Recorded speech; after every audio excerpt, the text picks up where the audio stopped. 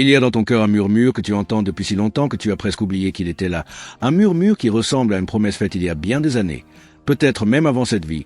Une promesse qui disait que tu serais aimé d'un amour qui guérit, d'un amour qui répare, d'un amour qui te rappelle qui tu es vraiment sous toutes les couches de douleur, de déception que tu as accumulées. Les anges disent que ce murmure n'est pas une illusion, qui n'est pas le fruit de ton imagination ou de tes désirs désespérés. C'est une mémoire de l'âme, une connaissance inscrite dans ton essence même, une certitude que quelque part, dans le vaste tissu de l'existence, il existe une forme d'amour qui correspond exactement à ce dont tu as besoin pour devenir entière. Mais ce que les anges te révèlent aujourd'hui, c'est que cet amour destiné à te guérir ne se présente pas toujours de la manière que tu attends, qui ne vient pas nécessairement sous la forme d'une personne qui arrive comme par magie pour tout arranger, pour combler tous les vides, pour effacer toutes les blessures. Parfois, cet amour guérisseur commence par un chemin intérieur, par une rencontre avec toi-même, par un moment où tu réalises que tu as attendu à l'extérieur ce qui ne pouvait venir que de l'intérieur. Tu as peut-être passé des années à chercher cette personne qui comprendrait ta douleur sans que tu aies besoin de l'expliquer, qui verrait ta valeur sans que tu aies besoin de la prouver, qui t'aimerait d'un amour si pur et si inconditionnel qu'il effacerait toutes les fois où tu t'es senti abandonnée, rejetée, incomprise. Et cette quête est légitime, elle est humaine, elle est belle dans son intention. Mais les oracles mystiques, ceux qui parlaient dans les temples anciens, ceux qui lisaient les étoiles et les âmes avec la même clarté, disaient quelque chose de profond. L'amour qui guérit ne peut entrer dans ta vie que si tu as d'abord ouvert un espace en toi pour le recevoir, et cet espace ne peut s'ouvrir que lorsque tu cesses de chercher à être sauvé et que tu commences à te sauver toi-même. C'est là que réside le message mystique, celui que tant de femmes manquent parce qu'elles regardent dans la mauvaise direction. Elles regardent vers l'autre, vers celui qui viendra, vers celui qui les choisira enfin, alors que les anges leur demandent de regarder vers l'intérieur, vers leur propre cœur, vers leur propre capacité à s'offrir l'amour qu'elles cherchent désespérément à l'extérieur. Il y a une raison pour laquelle cet amour guérisseur ne s'est pas encore manifesté pleinement dans ta vie, et cette raison n'a rien à voir avec ton indignité, avec ton manque de valeur, avec l'idée que tu ne mérites pas d'être aimé. La raison est beaucoup plus subtile, beaucoup plus spirituelle. Tu n'es pas encore prête à le recevoir, non pas parce que tu es défaillante, mais parce qu'il y a des parties de toi qui ont besoin d'être guéries avant que cet amour puisse s'ancrer durablement dans ta réalité. Les anges te disent que l'univers ne te retient pas cet amour par cruauté, mais par sagesse, car si cet amour arrivait maintenant, dans l'état où tu te trouves, tu risquerais de le saboter, de le repousser, de ne pas le reconnaître, ou pire encore, de le transformer en une autre source de douleur parce que tu n'aurais pas encore fait la paix avec les blessures qui vivent en toi.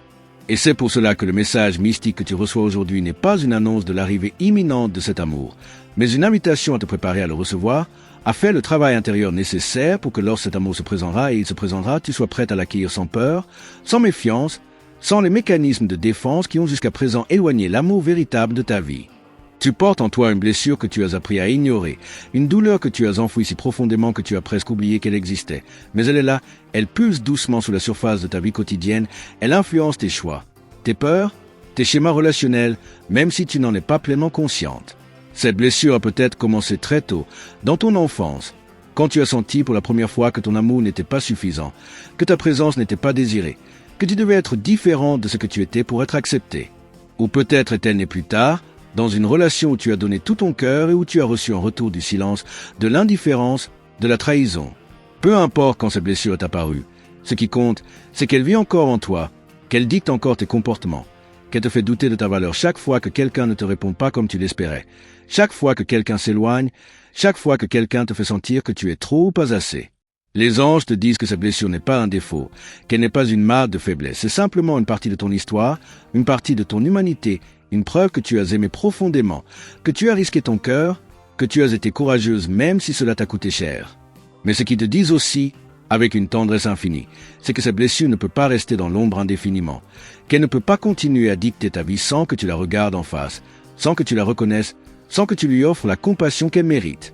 Car tant que cette blessure reste cachée, tant qu'elle n'est pas vue, comprise, accueillie, elle continuera à attirer dans ta vie des situations qui la réactivent, des personnes qui ne peuvent pas t'aimer pleinement parce que tu n'es pas encore prête à t'aimer pleinement toi-même. C'est l'un des plus grands paradoxes de l'amour. Tu ne peux pas recevoir un amour qui guérit si tu refuses de voir ce qui doit être guéri en toi. Tu ne peux pas attirer quelqu'un qui t'honore si tu ne t'honores pas toi-même. Tu ne peux pas être choisi par quelqu'un qui te voit vraiment si tu continues à te cacher de toi-même.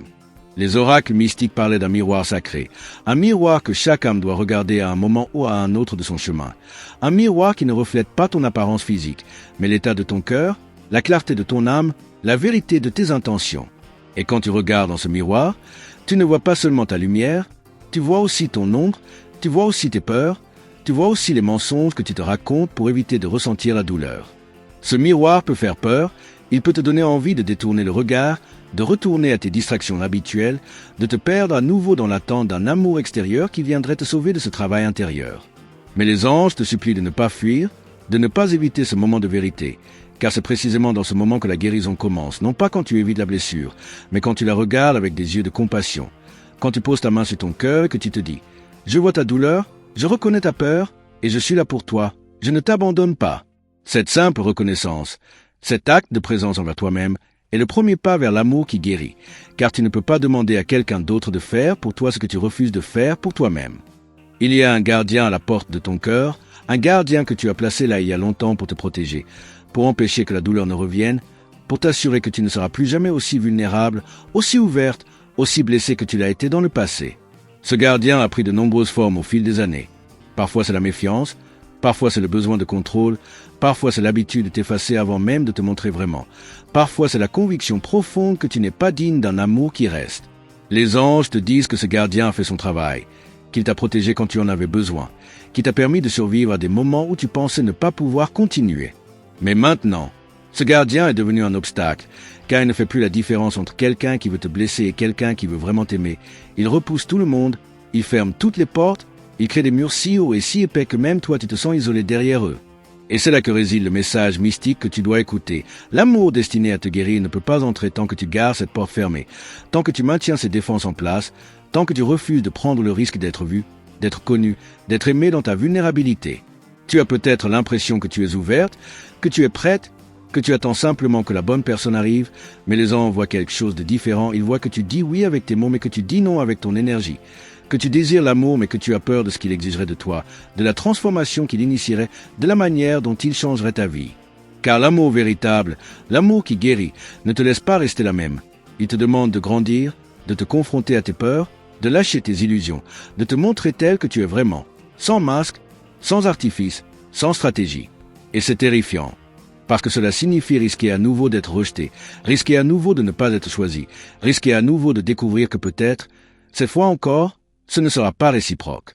Mais ce que les anges te révèlent avec une douceur infinie, c'est que ce risque n'en est pas vraiment un, car si quelqu'un te rejette quand tu es authentique, ce n'est pas toi qui es rejeté, c'est simplement la confirmation que cette personne n'était pas alignée avec ta vérité, qu'elle n'était pas capable de t'honorer, qu'elle n'était pas l'amour destiné à te guérir.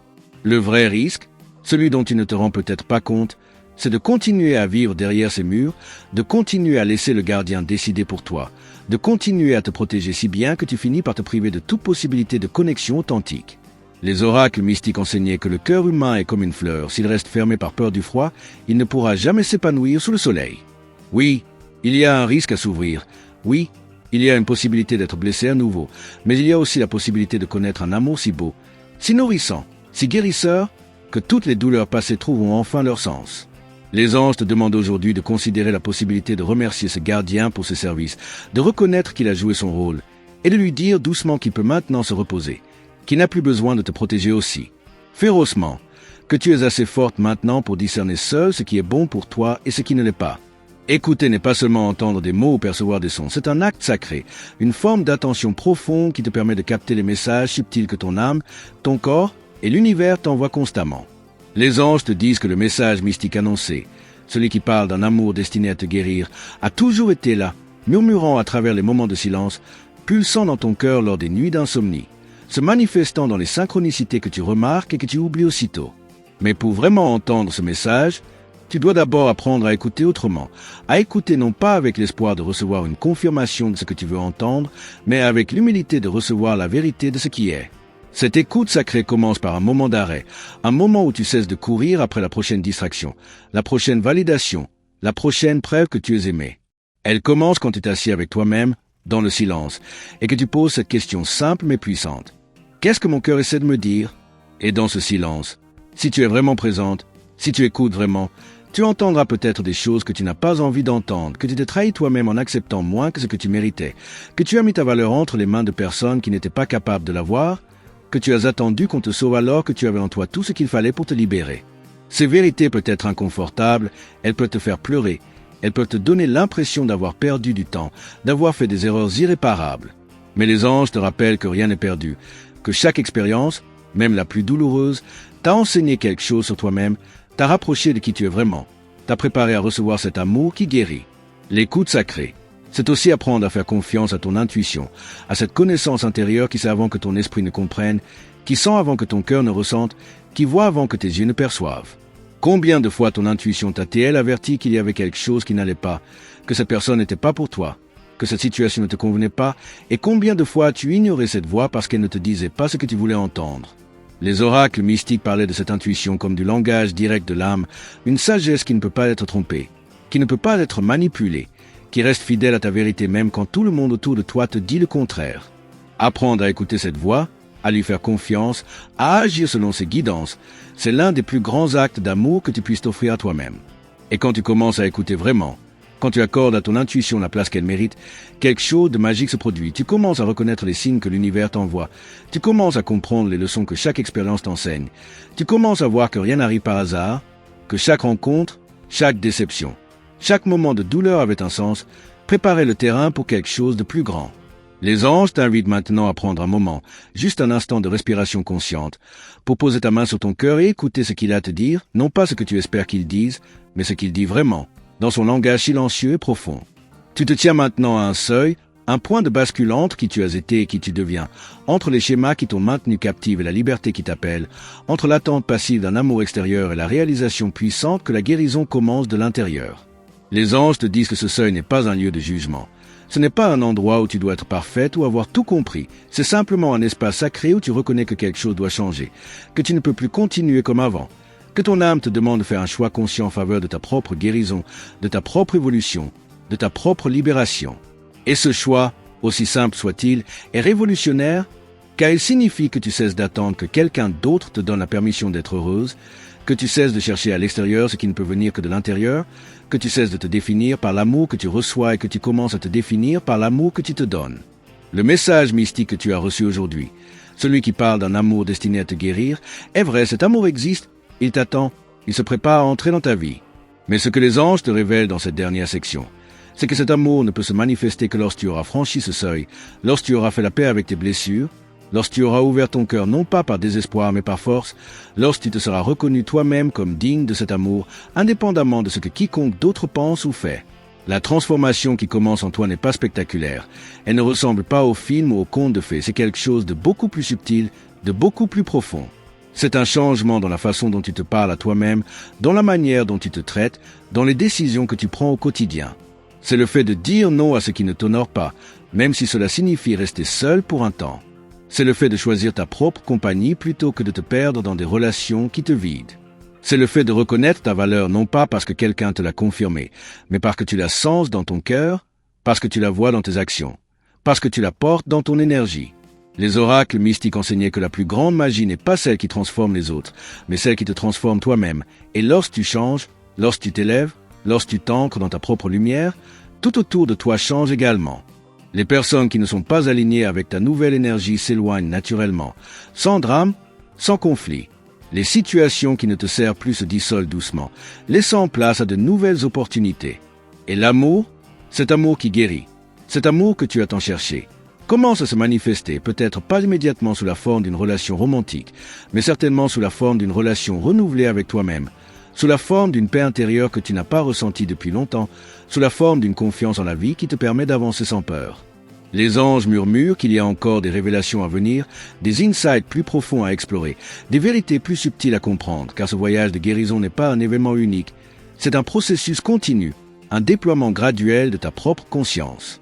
Et dans les jours qui viennent, si tu restes à l'écoute, si tu continues à honorer ce chemin intérieur, tu commenceras à percevoir d'autres signes, d'autres messages, d'autres guidances qui te montreront la prochaine étape de ton évolution, la prochaine couche de guérison qui attend d'être révélée, la prochaine version de toi-même qui cherche à naître.